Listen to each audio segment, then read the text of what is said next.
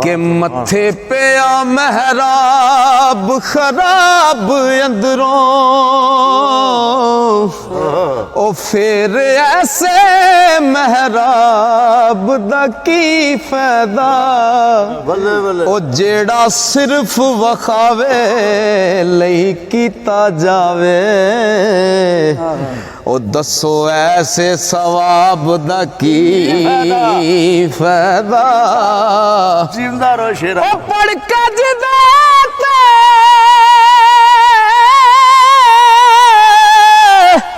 कीता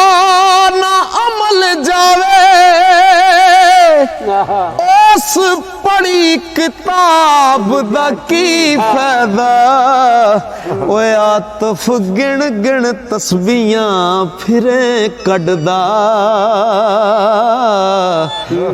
यार नाल हिसाब दा की